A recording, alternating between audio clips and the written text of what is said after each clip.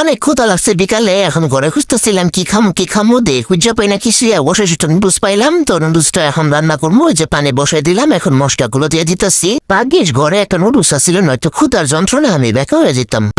এই যে আমি গরম পানির ভিতরে এখন নুডলসটা দিয়ে দিলাম, এখন একটা গুটা দিয়ে ময়দাসি গুঁড়া নাড়ো এখন নুডলসটা দিয়ে সিদ্ধ হয়ে গেল। তারপর একটা কড়াই বসে নিলাম, কড়াই সামান্য তেল আর পেঁয়াজ দিয়ে নিলাম। এখন ঐতিহাসিক গুঁটা আবারও দিয়ে নিবা। ফ্রিজে একটু মাংস ছিল নামায় সিদ্ধ করে টুকরে টুকরে করে নিয়েছি, টমেটো কুচি করে নিয়েছি, আর এই যে কাঁচামরিচ কুচি করে এখন দিয়ে দিলাম তেলের ভিতরে। এখন ঐতিহাসিক গুঁটা আবারও দিয়ে নিবা, নাড়ো।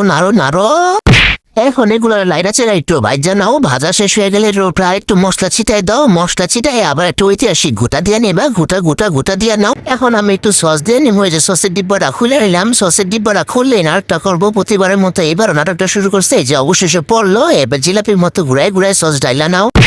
এখন আর কি, এখন আবার ঐতিহাসিক গোটাটা দিয়ে নাও, গোটা নাড়ো। এবার একটা ধাক্কা মারো।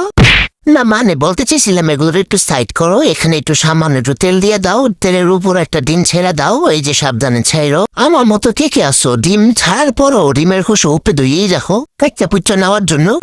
আচ্ছা যাই হোক, এখন ডিমের উপর একটু মশলা দিয়ে এখন একটু ঐতিহাসিক গোটাটা দিয়ে নিলাম ডিমটা টুকরা করার জন্য। এখন আবারও এসে এই ঐতিহাসিক গোটাটা আবারও দিয়ে নিবা, নাও গোটা দাও, গোটা।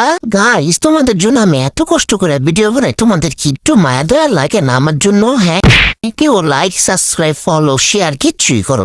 যাই হোক, এখন এই যে নুডলসটা দিয়ে দিলাম, নুডলসটা দিয়ে দিব আবার ঐতিহাসিক একটা গোটা। সাবধানে নাড়া দিবা যেন না পড়ে। আমার মনে হয় নুডলস একটু বেশি হয়ে গেছে, নামতাছি সাবধানে। এই যে তোমার লগে কথা কইতে আমার নুডলসটা হয়ে গেছে গা। দেখতে কেমন হয়েছে অবশ্যই কমেন্টে জানাইবা। তোমরাও চাইলে বাসায় ভাবে নুডলস বানায় খাই ফেলতে পারো।